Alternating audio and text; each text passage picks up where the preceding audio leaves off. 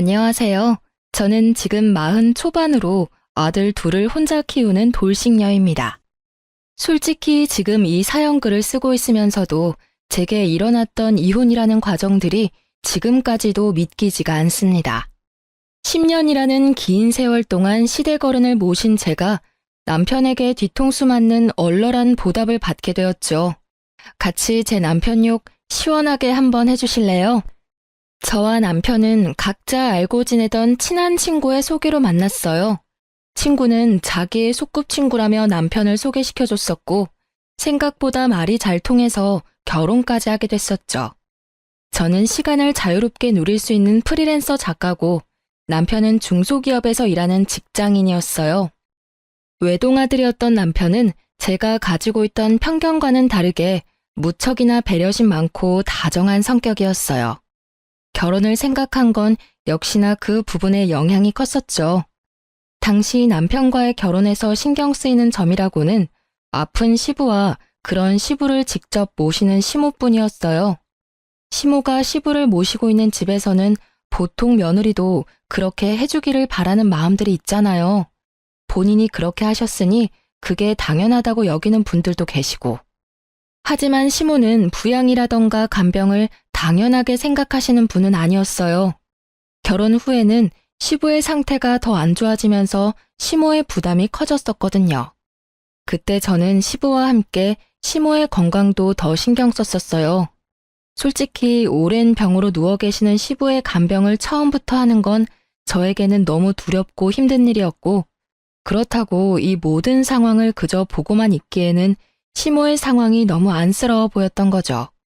순전히 시모의 힘든 모습에 마음이 쓰여 시작한 일이었어요. 솔직히 저희가 시부 명의의 집을 빌려 쓰고 있기도 했고, 애들 둘이 시댁 식구들을 많이 닮아서 시부와 시모 모두 손주들에게 애정이 많이 컸었거든요. 그런 애정을 받고도 그걸 못 본 채 할 수 있는 사람이 세상에 어디 있을까요? 그렇게 매번 시모를 챙기러 자주 시댁에 들르는 저에게 시모는 농담처럼 이런 말을 할 정도였거든요. 우리 재산은 아들이 아니라 며느리한테 물려줘야겠네. 그때는 그저 시부 명의의 집을 빌려 쓰고 있던 저희에게 집 명의를 남편 앞으로 해주겠거니 하고 넘겼었죠. 어머님, 어차피 저한테 주셔도 애들 아빠 거잖아요. 저는 큰 재산 같은 건 바라지 않으니까 앞으로도 지금처럼 만날 때마다 맛있는 음식 먹으러 가요. 그게 저한테는 더 큰 기쁨이거든요. 솔직히 그 말을 고지고대로 믿을 며느리가 어딨나요? 그냥 칭찬하고 싶은 마음에 그렇게 말들을 꺼내는 거죠. 저한테 준다는 말은 아들에게 준다는 거하고 다를 바가 없잖아요. 그런데 그런 아들은 그다지 시댁 상황에 관심이 없다는 게 조금 문제라면 문제였죠. 남편이 나쁘다기보다는 너무 바빴거든요. 통화 연결도 안 될 때가 많았고, 그럴 때는 남편의 감시탑 역할을 하던 친구에게 전화를 걸어 말을 전할 때도 있었어요. 저희 둘을 결혼까지 이어준 친구가 남편 회사 근처에서 카페를 운영하고 있었거든요. 너무 급할 때는 친구에게 남편 회사에 있는지 확인해달라고 부탁할 때가 종종 있었죠. 제 뒤통수 강타 사건의 처음은 첫 아이가 5살이 되던 해에 일어났어요. 지금도 잊혀지지 않는 가을, 연휴 기간이었죠. 오랜만에 부모님과 함께하는 1박 여행을 계획했었어요. 친정 부모님과 저희 부부, 동생 부부까지. 성인 6, 아이 2을 데리고 가는 여행이었어요. 이미 숙소 예약과 관광지표를 끊어놓은 상태에서 갑자기 이틀 전 남편이 일이 많아져서 피곤한 상태라 가지 못할 것 같다고 미안한 얼굴로 운을 떼더라고요. 솔직히 이번 여행을 무척 기대하고 있었던 터라 남편의 그 말에 실망을 많이 했어요. 그랬더니 남편이 애를 자기가 봐줄 테니 다녀오라고 하더라고요. 처음에는 남편과 함께 가지 않으려고 했지만 동생네가 언니만이라도 오라며 하도 성화라 어쩔 수 없이 가기로 했어요. 애를 데려가라고 했는데 남편이 굳이 놔두고 가라더라고요. 애가 있으면 당신이 너무 힘들 것 같다고요. 그렇게 남편에게 첫째를 맡기고 여행을 다녀오게 됐죠. 그리고 여행 다음 날 오후쯤 집에 돌아왔는데요. 집이 묘하게 깨끗하더라고요. 5살짜리 아들 때문에 항상 어수선한 집이었는데 처음에는 남편이 저 피곤할까봐 정리해준 거라고 생각했어요. 그런데 남편은 집안일에 크게 관심이 없는 남자였거든요. 애 보게 놔뒀더니 잘 보는구나 싶은 흐뭇한 마음으로 들고 갔던 짐을 정리하기 위해 안방으로 들어왔죠. 그런데 제 화장품 사이에 딱 하나 샘플 앰플이 있더라고요. 처음에는 남편 건가 싶어서 들어 올렸는데 그 브랜드는 여성 전용 제품이었거든요. 게다가 지성 피부인 남편이 절대로 쓰지 않을 화장품이었기에 저는 설마 하며 남편의 외도를 처음으로 생각하게 됐어요. 그런데 아무리 봐도 남편이 바람을 피우는 느낌은 아닌 거예요. 저와 소원하거나 따로 자주 연락을 하거나 밖에서 전화를 받는 일도 없었고요. 무조건 전화는 있는 자리에서 받았었고 남편의 카드 내역으로도 모텔 같은 곳에 간 내역이 없었으니까요. 제가 섣불리 생각했던 건 아닐까 하는 미안한 마음이 새록새록 떠오를 때 생각지도 못한 곳에서 남편의 외도가 뽀록나게 됐어요. 바로 아들의 입을 통해서요. 마지막 확인이라는 생각으로 아이에게 물었거든요. 아들, 혹시 엄마 여행 가 있는 동안 재밌는 일 없었어? 평소랑 다른 일 같은 거 말이야. 아빠가 맛있는 거 많이 시켜줬어. 그리고 밤에 어떤 아줌마가 왔었어. 문소리가 나서 엄만 줄 알고 깼는데 엄마 아니라서 다시 잤어.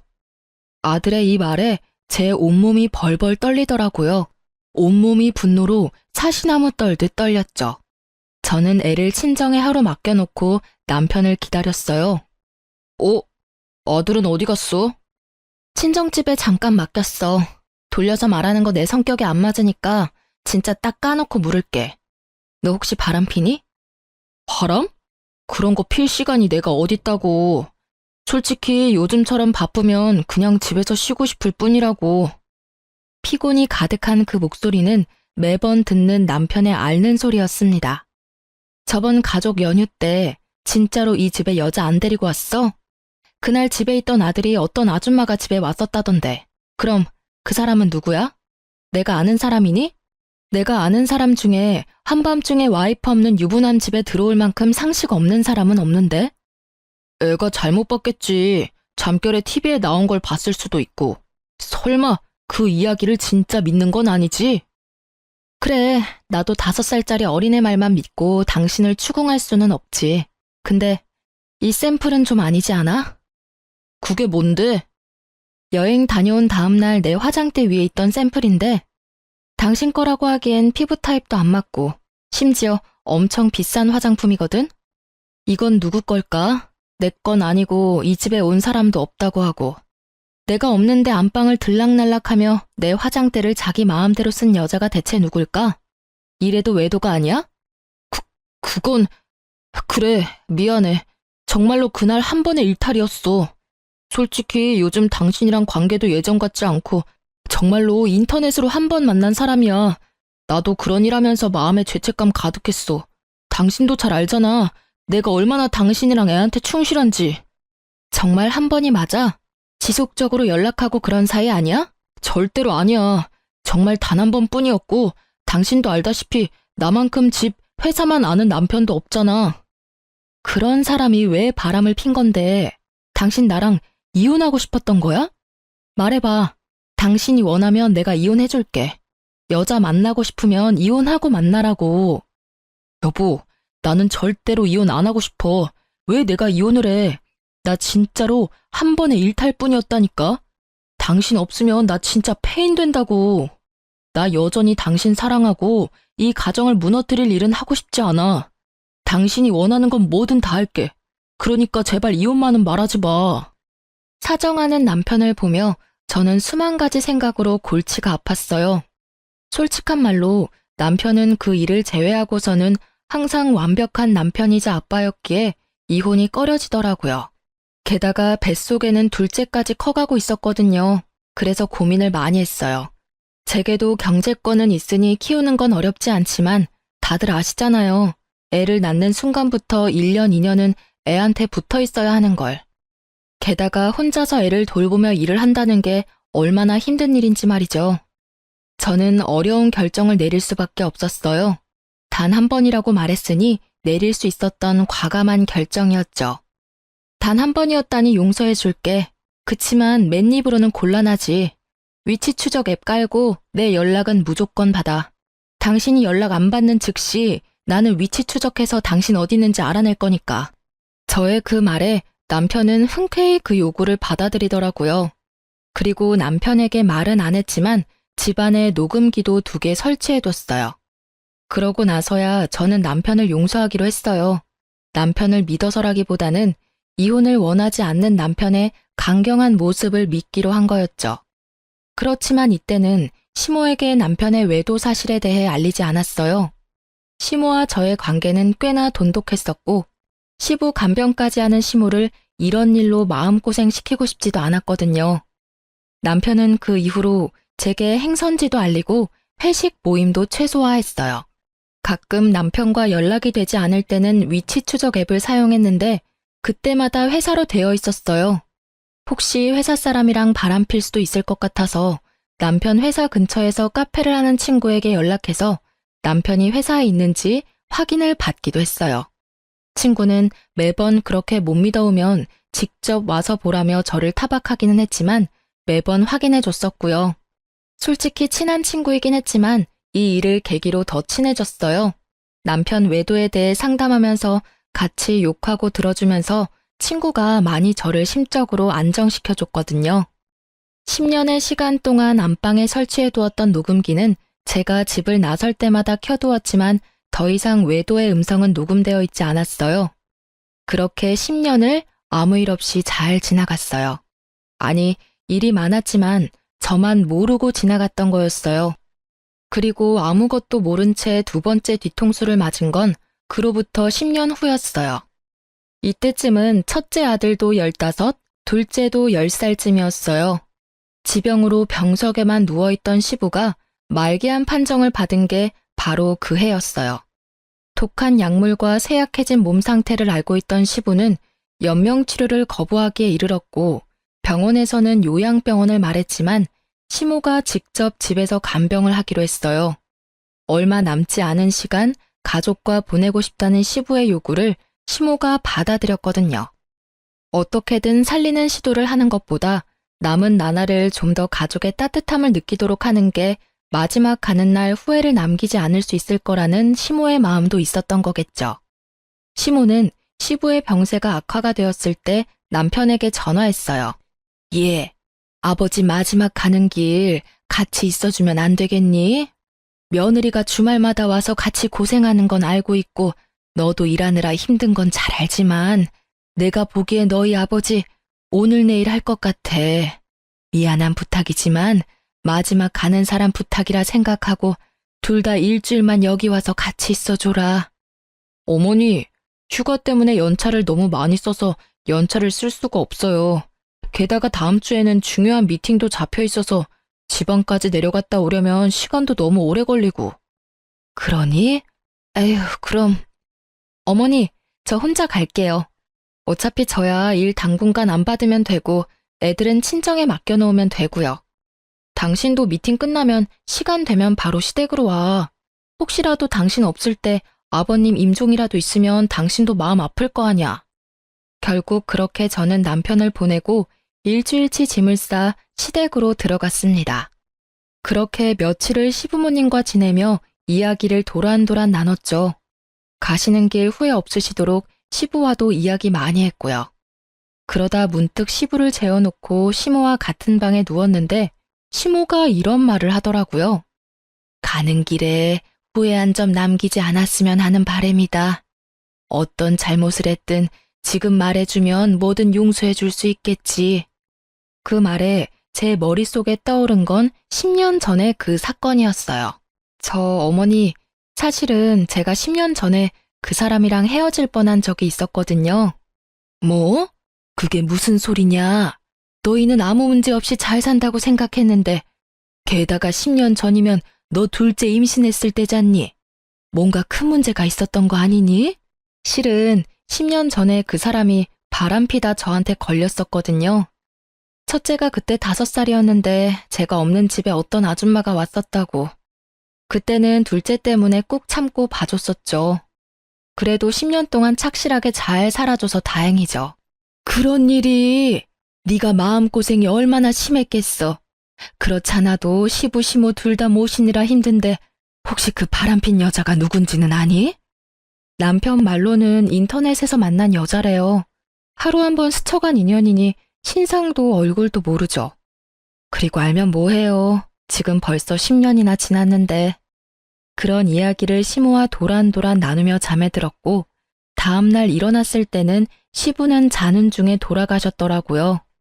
말기 암의 노환이라도 자면서 돌아가신 건 참으로 호상이라며 시모와 이야기를 나누며 남편에게 연락을 하려고 했어요. 전화를 받지 않는 걸 확인하고 짐 싸느라 바쁘나 보다 싶은 마음에 어차피 집에 가서 준비를 해야 할 것들이 있어서 집으로 향했어요. 잠깐 들린다고 들렀는데 집에 들어서자마자 저는 그 옛날에 느꼈던 위화감을 다시 한번 느끼게 됐어요. 깔끔하게 청소되어 있는 집의 상태에 10년 전 그때의 기억이 불현듯 떠오르더라고요. 저는 덜덜 떨리는 손으로 얼른 습관처럼 켜놓은 녹음기를 꺼내 확인했어요. 그런데 녹음기가 2개 다 보란 듯이 꺼져 있더라고요. 분명 남편이 녹음기의 존재를 알고 있었던 거예요. 저는 혹시나 하는 마음에 옷방에 숨겨둔 홈 CCTV가 생각나서 그 영상을 확인해 보기로 했어요. 그 영상은 지워지거나 화면이 틀리지 않고 잘 있더군요. 옷방의 CCTV는 안방을 훤히 비추고 있었죠.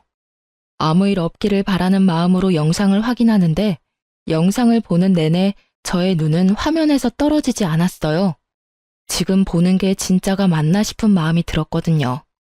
지방에 있다던 중요한 미팅은 전부 구라였고 그냥 일주일 동안 매일 퇴근하고 상간녀와 부부인 척 이 집에서 살았더라고요. 남편의 외도보다 더 놀라운 건 상간녀의 정체였어요. 그 상간녀는 나와 남편을 소개시켜준 저의 오랜 친구였어요. 매번 남편이 회사에 있는지 확인하려고 전화를 걸던 남편 회사 옆에서 카페를 운영하던 그 친구가 제 남편과 노닥거리는 모습을 지켜볼 수밖에 없었죠. 아니, 저번에 걸릴 뻔하고도 우리 집에 그렇게 오고 싶었어? 그럼 이렇게 스릴 넘치는 일이 어디 있을까? 어차피 불륜이잖아. 이런 긴장감 넘치는 일 정도는 해줘야 하는 게 당연한 거 아니야? 자기는 모르겠지만 와이프 생각보다 엄청 무서운 거 알지? 10년 전부터 지금까지 어디 나갈 때면 무조건 녹음기 틀어놓고 가. 그것도 2개나. 잘 알지? 그래도 우리가 10년을 넘도록 이렇게 만나고 있다는 걸 눈치조차 못 챘잖아. 뭐, 한번 걸릴 뻔하긴 했지만 그래도 여전히 너 안 보이면 나한테 전화하는 거 알아? 내 옆에 있는 줄도 모르고 전화해서는 남편 어딨냐고 징징대는데 얼마나 꼴불견인 줄 알아? 정말 자기가 우리 회사 옆에 카페 오픈한 건 진짜 잘한 일인 것 같아. 만나도 아무도 모르지. 위치 추적 앱 찾아도 카페가 회사와 거의 오차범위 아니니까 들키지도 않고 말이야. 그렇지? 내가 정말 잘한 일인 것 같긴 해. 너 만날 때마다 막 짜릿하다니깐. 우리 아버지 지금 위독하신데 돌아가시면 나 이혼하고 자기랑 결혼할까? 결혼? 뭐 아버지 안 계시면 해도 상관없지.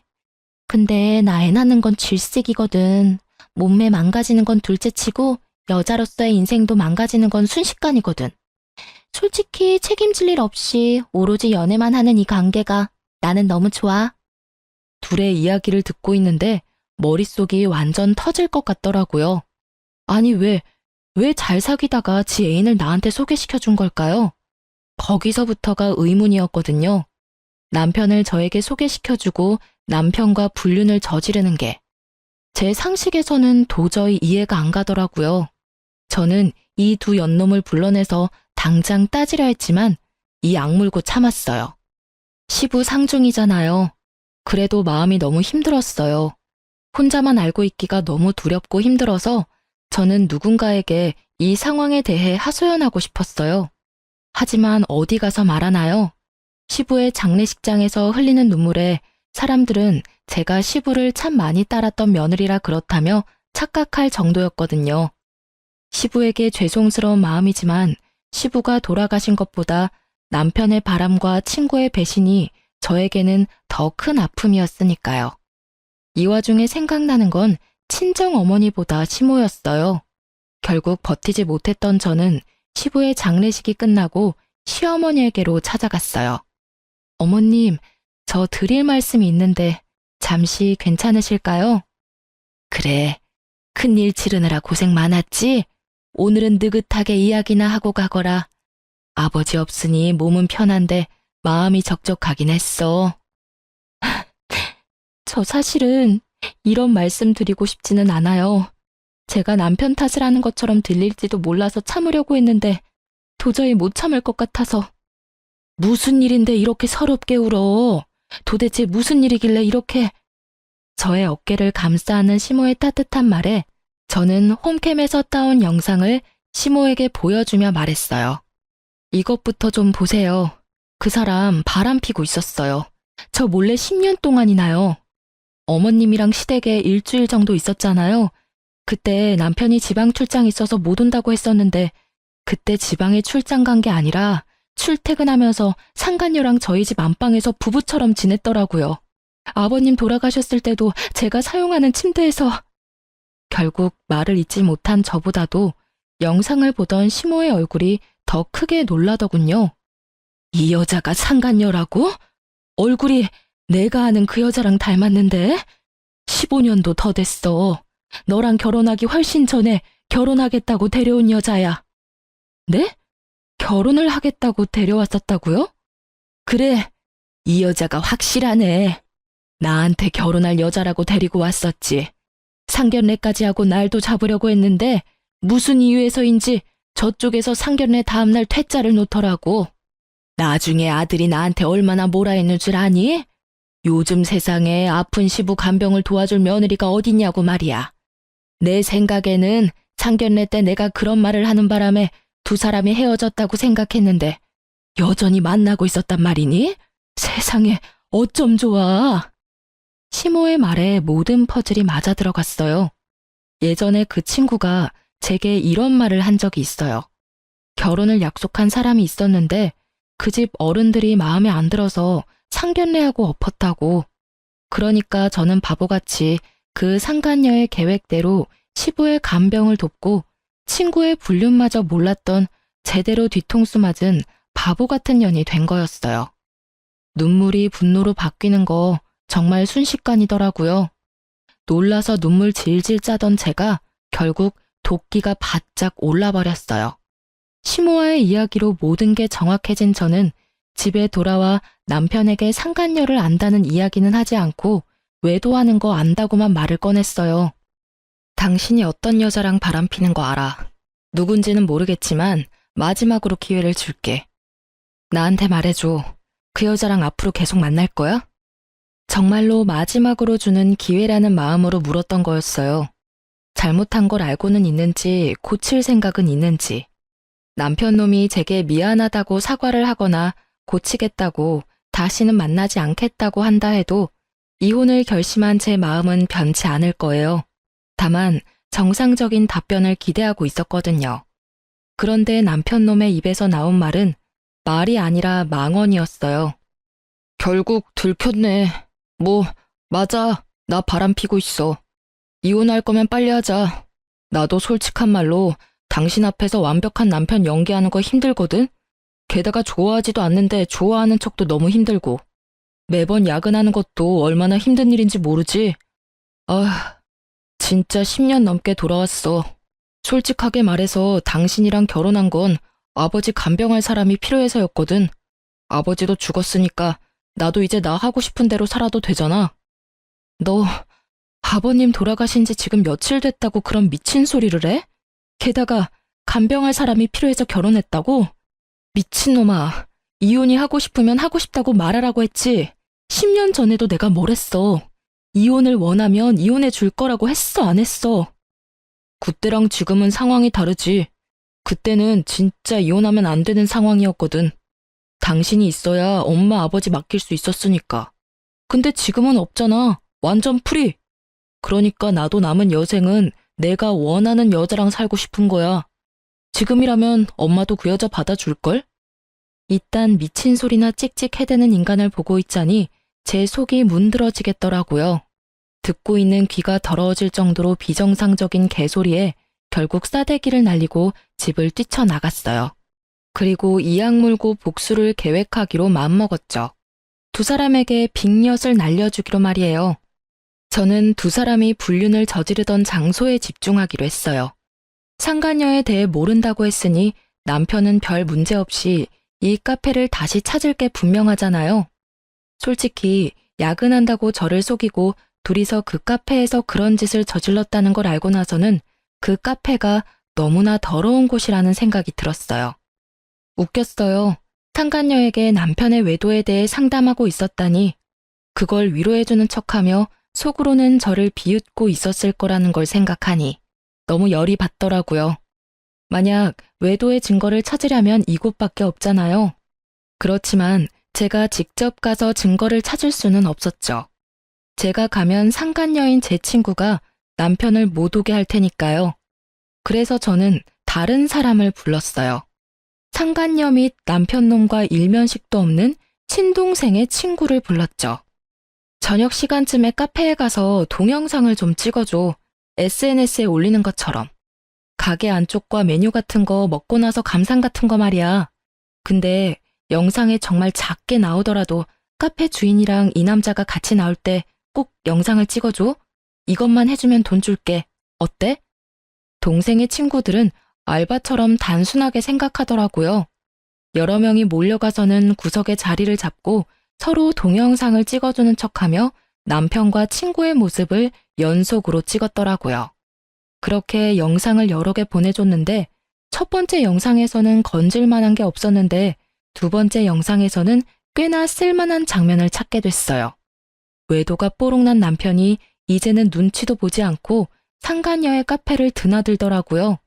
손을 잡는 장면과 포옹을 하는 장면이 아주 작지만 확실하게 찍혀있는 장면을 찾아냈죠. 저는 상간녀에게 그 영상의 앞부분만 메신저로 보냈어요. 그리고는 이렇게 물었죠. 너희 가게 요새 장사 잘 되는 것 같아. 이 영상 이것보다는 좀 더 길긴 한데 동생 친구들이 찍었대. 가게 홍보할 겸 SNS에 올려도 될까? 정말로 영상 잘 나왔네. 그럼 당연히 올려도 되지. 항상 홍보 고맙다. 올려도 된다는 허락을 받은 저는 그 영상을 총 2군데에 올렸어요. 제 개인 계정의 SNS와 저와 그 친구가 함께 다니고 있는 동호회예요. 그 당시가 저녁 시간이라 남편과 같이 집안에 있었거든요. 제가 SNS에 올리자마자 남편이 불쾌한 모습으로 영상 내리라며 난리를 치더라고요. 딱 보니 뒷부분에 포옹하고 스킨십하는 장면을 본 것 같더라고요. 본인 모습이니 빨리 눈에 들어왔었던 것 같더라고요. 당장 내려. 아니, 당신이 가게 사장도 아닌데 이런 걸 왜 올려? 왜냐니? 설마 내가 당신이 만나는 상간녀가 누구인지 몰랐을 거라고 생각한 거야? 아니, 그리고 너는 이혼 빨리 해달라더니 왜 들키는 걸 싫어해?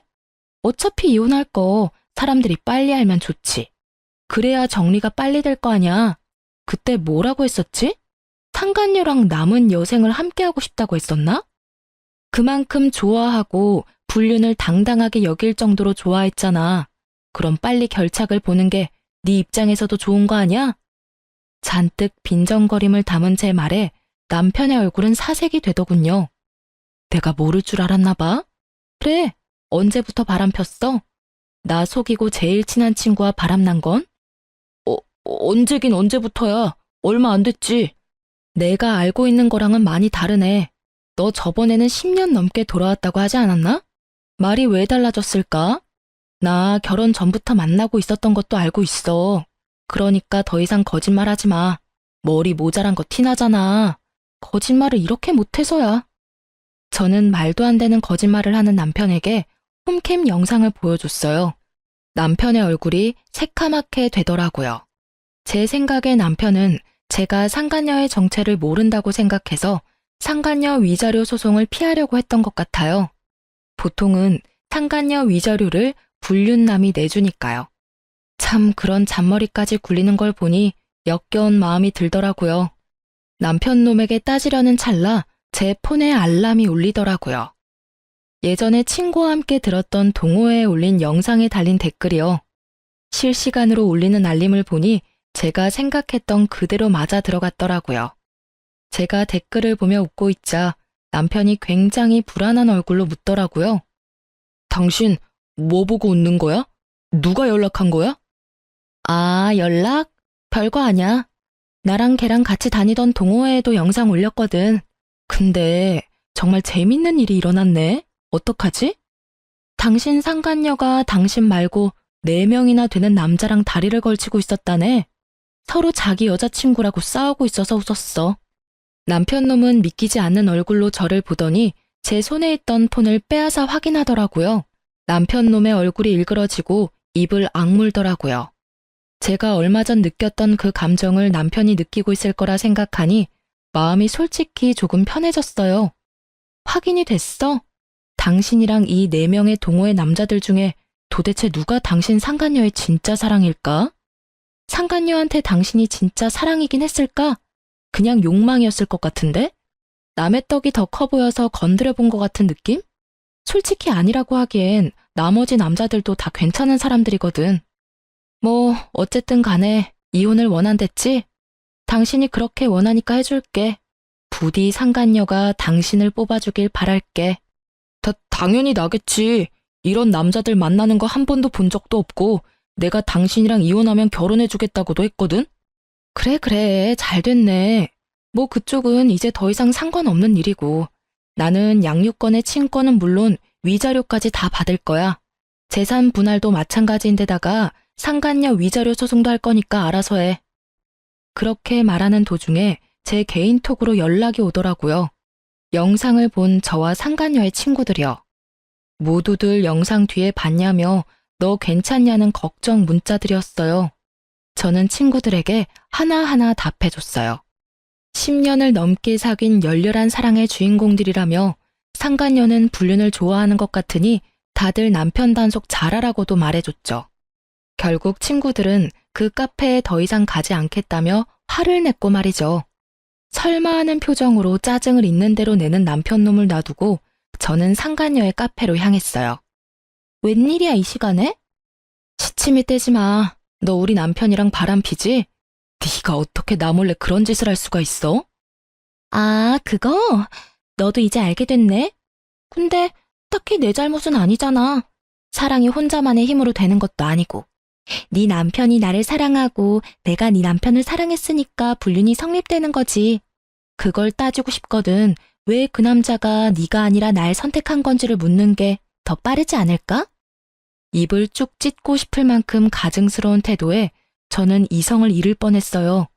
그렇지만 폭력은 이 상황에서 저에게 절대 유리하지 않다는 걸 잘 알고 있으니까요. 그래서 저도 천연덕스러운 표정으로 상간녀에게 말해줬어요. 남편이랑 곧 이혼할 거야. 그리고 알지? 상간녀 소송은 상대방이 유부남인 걸 알고 만났다면 절대로 너한테 불리하다는 거 말이야. 아, 그리고 네 허락받아서 동호회에 올린 동영상 말이야. 나한테 이렇게 많은 연락이 오는지 모르겠네.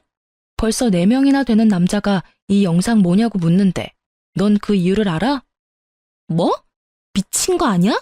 그걸 왜 거기다 올려 이 나쁜 년아. 나쁜 년은 내가 아니라 너지. 어떻게 10년이 넘도록 나를 배신하고 속일 수가 있어? 너 정말 대단하더라. 바보 등신 같은 남편놈은 네가 진짜 사랑이라고 여기던데. 그럼 나한테 연락 온 동호회 남자들 4명은 뭐야? 그 사람들한테 내가 친절하게 말해줄게. 네가 누굴 선택할지 궁금하긴 하네. 그렇게 말하는 도중에 상간녀의 폰으로 연락이 미친 듯이 오더라고요. 딱 보니 남편이나 그 4달이 걸친 사람들이겠죠. 자기 폰을 보고 전화를 받지도 못하는 상간녀를 보니 너무나 통쾌해서 웃음이 다 났어요. 왜 연락을 못 받아? 하긴 그 사람들이 다 네 밥줄인데 어떻게 한 사람만 고를 수 있겠어? 그래도 아쉽네. 우리 동창들도 여기 이젠 안 오겠대. 동창들이랑 동호회 사람들 이제 다 안 오면 이 카페 찾아오는 단골 다시 만들어야겠네? 솔직히 그렇잖아. 절친 남편 꼬셔서 불륜까지 하는 너한테 어떤 친구들이 자기 남편 데리고 오겠니? 야, 너 이러는 건 명예훼손이야. 사생활 보호법 뭐 그런 거 위반이라고. 너 당장 고소할 거라고. 고소해. 네가 허락해서 올린 거니까 나한테 잘못 없거든. 분해하며 씩씩거리는 상간녀를 놔두고 저는 가게를 나왔어요. 뒤에서 분해서 소리 지르는 상간녀의 모습에 웃음이 슬쩍 나오더라고요. 그날 이후로 저는 남편과 본격적인 이혼 과정에 들어가게 됐어요. 그리고 이혼을 하게 된 것에 미안한 마음으로 시모에게 연락을 했죠. 어머님께는 죄송한 마음뿐이에요. 큰일 치른 지 얼마 되지도 않았는데 다시 마음고생하게 만들어서. 그런데 정말 죄송하지만 10년을 저를 기만하고 그것도 가까운 친구와 불륜을 계속 저지른 남편을 죽을 때까지 도저히 용서하지 못할 것 같아요. 미래가 뻔히 보이는데 계속 질질 끌다간 저만 더 상처 입을 것 같아서 이제 그만하는 게 좋을 것 같아요. 저의 그 말에 시모는 네 마음을 이해한다며 저에게 도리어 미안하다고 했죠. 대신 저는 시모에게 이혼하더라도 시모가 좋아하는 손주는 자주 만나게 해드리겠다고 철석같이 약속을 했어요. 그제야 시모는 조금 밝아진 얼굴이 되더라고요. 그렇게 시모에게도 이야기를 해놓고 저는 조금은 가벼워진 마음으로 이혼 전문 변호사를 만나 상담을 하고 있었어요. 그런데 시모에게서 연락이 왔어요. 급히 할 말이 있으니 시댁으로 오라는 말이었죠. 시댁에 갔더니 망할 남편놈과 변호사, 시모 이렇게 셋이 있더군요. 남편의 얼굴은 푸르죽죽한 것이 아예 죽을 상이었고 변호사분은 난감한 표정으로 눈치만 보고 있었어요. 시모는 무척 초연한 표정이었죠. 이게 무슨 일인가 싶어 저도 일단 말을 아끼며 시모의 앞에 앉았어요. 당신 도대체 무슨 알랑방귀를 꼈길래 아버지가 그런 미친 유언을 남기도록 만든 거야? 와씨, 어디서 곰 같은 거 주워와서 간병질이나 시켰더니 아예 집 전 재산을 다 훔쳐가지고 가네. 곰이 아니라 완전 여우였구만. 너 나 없는 동안 그러려고 아버지 간병하러 갔냐? 다짜고짜 따지는 남편의 말에 저는 어안이 벙벙했죠. 이 멍청한 놈이 나한테 뭘 따지고 있나 싶었거든요. 뭐라 말하려 하는데 시모가 남편 놈의 말을 딱 막더라고요. 넌 조용히 해. 잘한 거 하나도 없는 놈이 입을 놀리긴 어디서 놀려? 그렇지만 엄마, 진짜 말이 안 되는 이야기잖아요. 내가 아들인데 왜 재산을 저 여자한테 주는 건데요? 그렇게 궁금하면 네 아버지 살려서 물어봐. 애꿎은 나한테 성질내지 말고. 그리고 그 상황은 무조건 네 잘못 아니냐? 입이 10개라도 할 말이 없어야 할 놈이 어디서 입을 놀려? 이게 무슨 일이에요? 제 물음에 답한 건 남편 곁에 있던 변호사였어요. 저 고인께서는 돌아가시기 전에 공중 유언을 하셨는데 자신의 임종 때 마지막까지 자신의 곁에 있었던 사람들에게만 고인이 가진 아파트 2채와 상가 건물 3채를 지분 상속하기로 하셨습니다. 그리고 고인께서는 자신의 간병에 진심이었던 며느님께 현재 며느님이 살고 계신 신혼집을 온전히 상속하시겠다고 하셨고요. 그런 게 어딨냐고. 아니, 내가 자식이잖아. 멍청한 놈은 입에 개거품을 물며 그저 자신이 아들이라는 이야기만 수없이 변호사에게 소리쳐댔죠. 너, 이 못난 놈아. 네 아버지는 돌아가시기 직전에 네 놈 바람핀 거 알고 가셨어. 며느리가 그날 말해주지 않았다면 몰랐겠지. 그리고 네 아버지도 네가 설마 아버지 임종 때 상간녀와 바람피려고 거짓말한 나쁜 놈인 걸 알았겠니? 어떻게 이래? 하나밖에 없는 자식인데 네가. 상간녀의 눈이 멀어서 아버지 돌아가시는 날까지 그런 미친 짓을 하냐고. 그러고도 네가 인간이야? 내 배에서 나왔지만 짐승 새끼도 그런 짓은 안 한다. 결국 소리치던 시모의 눈에 눈물이 뚝뚝 흐르더라고요. 그렇지만 남편놈 눈에는 시모의 눈물 따위는 보이지 않더라고요. 그저 앞으로 재산을 어떻게 해야 하는지 그것만 계산하고 있더라고요. 그걸 보니 한심함에 한숨이 나오고 시모를 보니 딱함에 한숨이 또 나오더라고요. 저딴 놈 어머니로 두기엔 참 아까운 분이셨거든요. 막판에 저와 남편의 위치는 순식간에 뒤바뀌었어요. 집에 돌아온 저는 집에서 나갈 준비를 하지 않아도 되었어요. 당당하게 이 집에 있으면 될 일이었죠. 남편은 눈치를 보더니 그 다음날 상간녀를 집에 불렀어요. 아직 이혼 전인데 벌써 날 부르면 어떡해.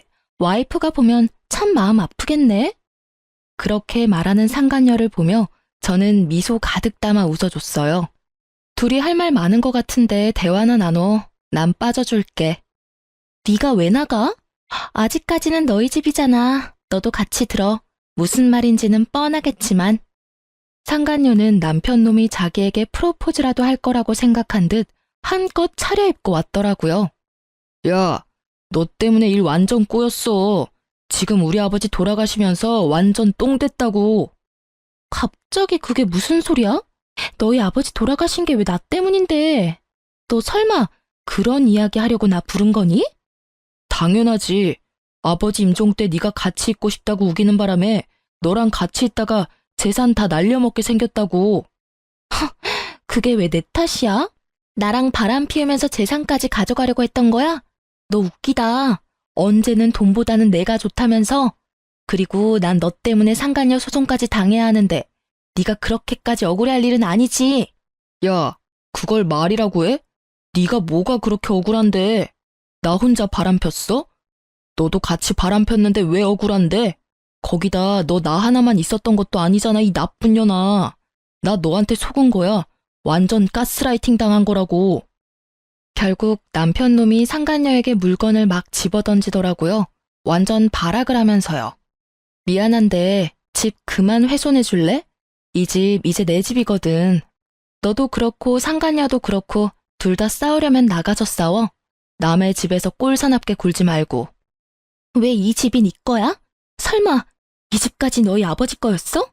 미친, 넌 그 나이에 도대체 일어놓은 게 하나가 없어. 아, 됐어. 너 같은 루저는 내 쪽에서 사양이야. 그렇게 두 사람을 속 시원히 내쫓고 저는 곧 재산을 받고 이혼에 성공했어요. 나중에 알아보니 두 사람의 끝은 정말 최악이었더라고요. 상간녀의 카페에 4명의 남자들이 찾아와 동시에 따지는 바람에 카페는 망했다고 해요. 그리고 상간녀는 카페 폐업과 상간녀 소송 때문에 손절했던 남편 회사로 찾아가서 난리쳤다고 해요. 결국 와이프 10년 넘게 속여가며 불륜 저지른 게 회사 내에도 알려져서 결국 회사에서는 권고사직을 권했다고 해요. 그렇게 퇴사하고는 다른 직장으로 재취업도 못했대요. 워낙 소문이 크게 나서 받아주는 곳이 없었다나 봐요. 그에 비하면 저는 두 아들과 잘 살고 있어요. 일단 집이 있고 위자료와 재산을 많이 받아서 남편이 없어도 크게 힘들지도 않고요. 웃기면서도 슬픈 건 두 아들이 전부 아빠를 찾지 않는다는 거예요. 아마 첫째는 이혼 당시에도 나이가 꽤 있었던 터라 이혼 과정을 다 보고 아빠에게 질린 듯 더 이상 아빠를 자기 부모로 생각하지 않겠다고 말하더라고요. 둘째는 이제 곧 중학교에 들어가는데 우연히 근처 아파트 공사 현장에서 막노동하는 아빠를 보기 싫어 마주치고도 못 본 척 뛰어왔다는 말을 제게 하더라고요. 울먹이는 걸 보니 마음이 너무 찢어질 듯 아팠어요. 어떻게 아빠라는 인간 하나 때문에 애들이 이런 아픈 마음을 안고 살아야 하나 싶은 마음에서요. 솔직히 저는 제 인생에 남자는 없다는 생각으로 두 아들만을 키우며 살고 있어요. 워낙 완벽한 남자를 연기했던 전 남편이었던지라 어떤 남자든 다 못 믿겠더라고요. 솔직히 이제는 연애에 마음을 쏟을 만큼 어리지도 않고요. 제가 이 글을 쓰고 다시 한번 쭉 읽어보는데 참 욕이 저절로 나오더라고요. 아직도 그날의 충격에서 헤어나오지 못했는 건지도 모르죠. 그래도 인과응보라고 지들이 저지른 짓의 벌을 제대로 받게 돼서 참 다행이라고 생각해요. 글 읽으며 고구마 먹은 것 같은 체한 기분을 느끼기도 하셨겠지만 결과적으로는 정말 속 시원히 해결돼서 통쾌한 기분이 드셨을 것 같아요. 제가 보면서도 그런 기분이 드니까요. 이렇게 글 읽으며 같이 욕하고 화내주시는 분들이 있으니 저도 마음 놓고 제 이혼 글을 올려봤어요. 읽어주신 분들 모두 감사합니다.